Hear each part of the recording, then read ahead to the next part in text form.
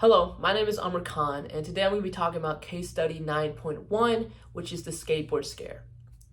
The main moral dilemma in this situation is, should the owner of Brewster's Bicycle Shop take responsibility of the public health concerns concerning skateboards in the community? And should he take initiative in hopefully trying to ensure that these skateboard accidents and the dangers around it decrease, although his profits will also decrease? Now, before we get into it, let's identify some stakeholders. So the first one is obviously the owner of the shop. The consumer group that confronts him is a stakeholder. The kids that use his skateboard and are getting hurt, and also just consumers in general, are stakeholders in this situation.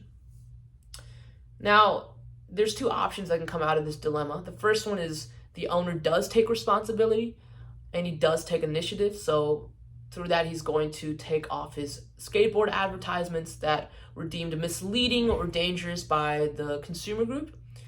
He's also going to have to share the statistical evidence around the dangers of skateboarding to his consumers. The second option is for the owner to actually stand his ground and not take responsibility. And in turn, the consumer group will rally and protest outside of his shop. So I'm going to use two ethical theories to really decipher the situation. The first one is utilitarianism, which that strives for every decision to result in the best balance of happiness over unhappiness, where everyone's happiness is equally valued. So this actually makes it pretty simple to come to a conclusion. The owner is just one person, but the consumer group is a group of people. And this consumer group is shown to be very passionate about the dangers of skateboarding. So if the owner does take responsibility, that owner will be quite unhappy, but this group of people will be very happy. So that outweighs the owner's unhappiness. So the best decision under utilitarianism is to actually for the owner to take responsibility, because that's going to result in the best balance of happiness over unhappiness, where the consumer group and also just the consumers in general will be more happy knowing about the statistics. The second theory I'm going to use is of social responsibility. And it basically says that businesses should not just strive to maximize profits, but they should actually have social responsibility. So they should take into account how their decisions are going to impact society, and they should strive to better the well-being of society. In this case, it clearly shows that the owner actually agrees with the consumers group when they present to him the statistical evidence around skateboards and the skateboard injuries.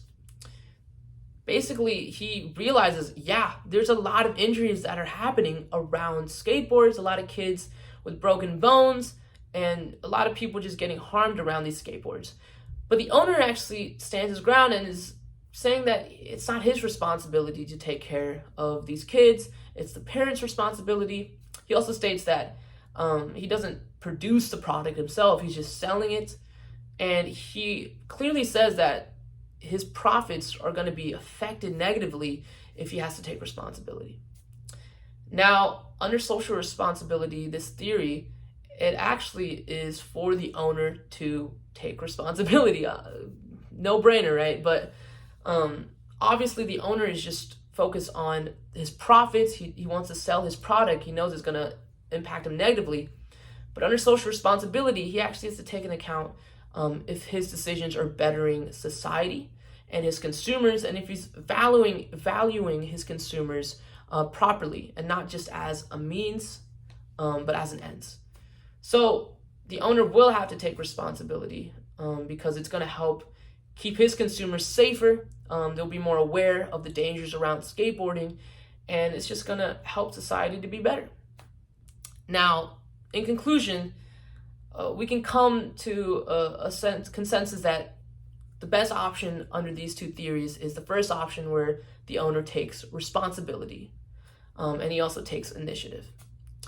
With that being said, I'm sure there are arguments against that and for the owner to stand his ground, but considering the theories that we're using and the situation presented, hopefully we can all agree that the owner should take authority. Thank you.